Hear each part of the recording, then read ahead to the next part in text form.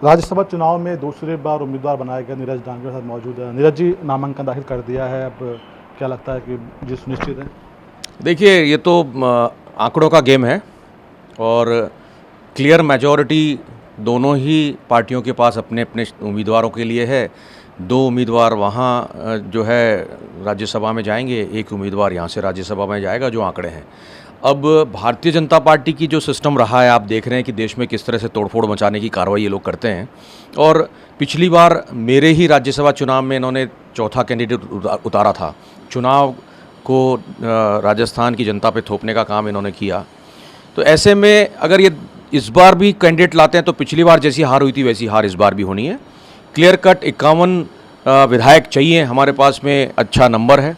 और ऐसे में मैं समझता हूँ कि अगर भारतीय जनता पार्टी ऐसा कोई गलत कदम उठाती है तो ये उनका आउटलुक है। यहाँ पर किसी तरह की कोई दिक्कत नहीं। यूनिटी से हम लोगों ने कल फॉर्म भरा था, अधिकांश एमएलए कल मौजूद थे, जबकि बहुत ही 11th आवर पर मैसेज हुआ था कि कल ही फॉर्म भरना है, मुहूर्त भी उसी तरह का था।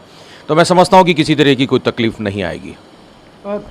जब से सरकार बनी तब से दलित एट्रोसिटी के मामले लगातार राजस्थान में बढ़ रहे हैं। अभी एनसीआरबी की रिपोर्ट भी आई है, उसमें भी कई मामले जो महिलाओं पर अत्याचार के मामले नंबर बताया गया है। क्या लगता है कि सरकार एनसीआरबी की जब हम बात करते हैं तो ये मसला मैंने एनसीआरबी के डेटा वहाँ भी उजागर किए थे सदन के अंदर, तथ्यों के साथ में, डेटा के साथ में हमने पेश किया था कि किस प्रकार से जो है एससी एसटी के साथ में एक जैसे कहते हैं कि व्यवहार हो रहा है, किस प्रकार से उन्हें नज़रअंदाज करने का काम किया जा रहा है। सरकारी नौकरियों के अंदर भी बैकलॉग भरे नहीं जा रहे हैं। बैकलॉग की पूरी डिटेल उस समय सदन के पटल पे रखी थी। यहाँ राजस्थान की जब बात करते हैं तो राजस्थान में भी हालात बड़े गंभीर हैं। एट्रोसिटीज़ के केसेस लगातार बढ़ रहे हैं और भारतीय जनता पार्टी के जो नेता हैं, इनके जो मंत्री और चीफ मिनिस्टर हैं, इनकी जो कार्यशैली है, मैं समझता हूँ कि एक तो दिल्ली से गवर्न पूरा सिस्टम चल रहा है। जो निर्देश दिल्ली से मिल रहे हैं वो फॉलो हो रहे हैं, वो प्रॉपरली फॉलो भी नहीं कर पा रहे हैं ये लोग। और न इनकी सिस्टम में, प्रशासन में एक जिसे कहते हैं कि सरकार का जो दायित्व होता है, सरकार का जो दिशा निर्देश होता है, जो मानना चाहिए और जिस वो इम्प्लीमेंटेशंस होने चाहिए, वो इम्प्लीमेंटेशंस स्टेट में नहीं हो रहे हैं। सरकार पूरी तरीके से नाकाम है। आज चुनाव की स्थिति बनती है तो सरकार निश्चित रूप से चुनाव नहीं जीत सकती। ये हालात हैं।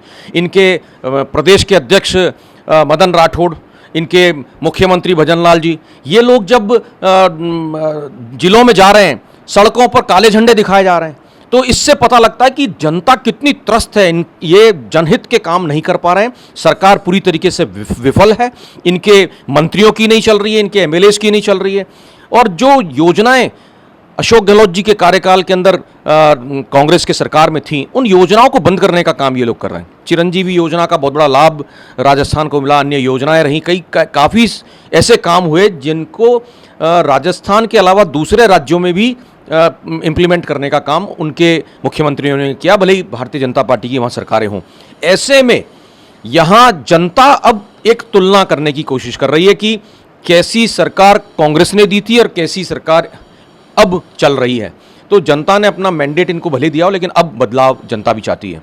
नीरज जी, ऐसे कौन से मुद्दे हैं जो इस बार आप चाहेंगे कि संसद में उठाए होंगे? पिछली बार भी आपने ईआरसीपी का है कई मुद्दे उठाए थे, लेकिन अब कौन से बड़े मुद्दे हैं जो आपने ईआरसीपी की बात की है तो कहना चाहूँगा, ईस्टर्न राजस्थान कैनाल प्रोजेक्ट को राष्ट्रीय परियोजना घोषित करने का सबसे पहले अगर मुद्दा किसी ने उठाया तो राज्यसभा सदन में मैंने उठाया था।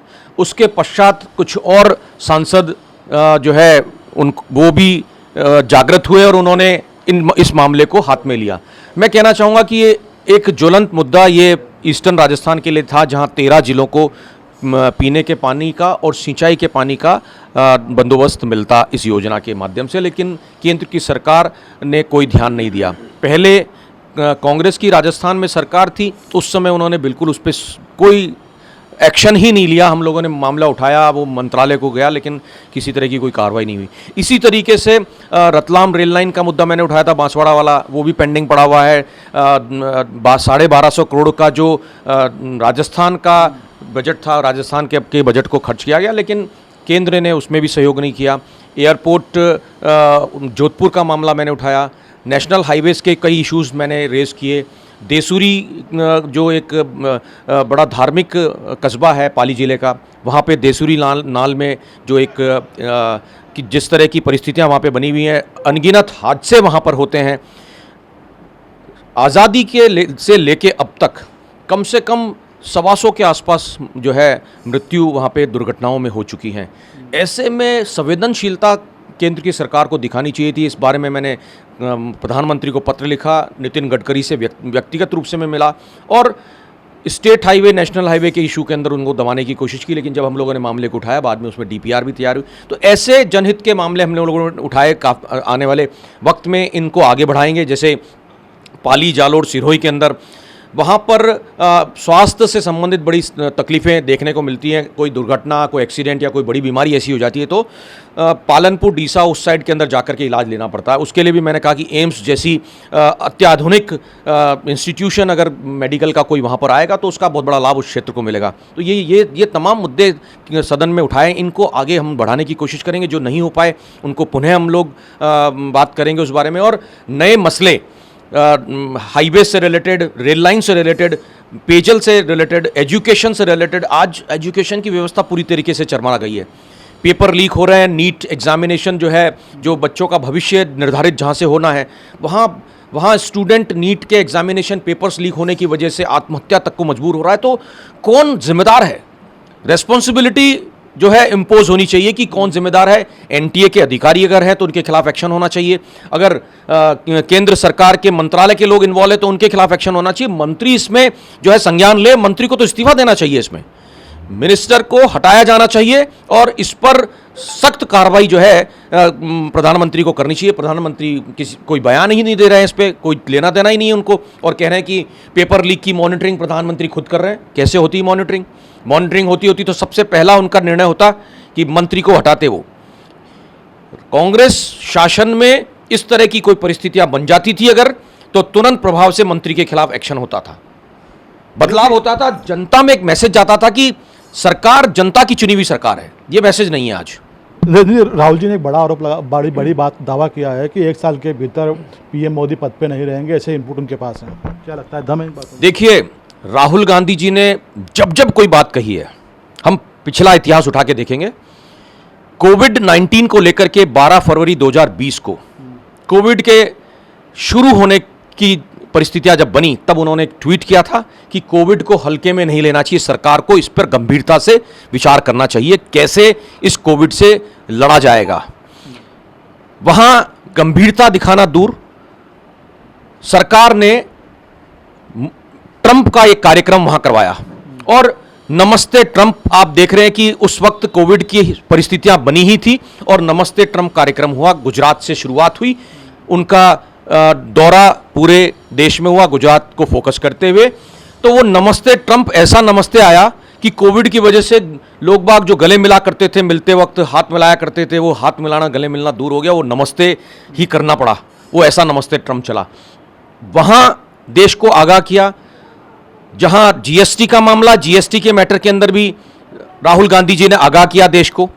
जहां नोटबंदी की बात थी, वहां भी गलत साबित हुई सरकार, वहां भी देश को आगाह करने का काम किया। सरकार को कहा कि ये गलत निर्णय, गलत फैसला है। राहुल गांधी जी ने देश के सामने उस बात को रखा, जनता के साथ कांग्रेस खड़ी हुई।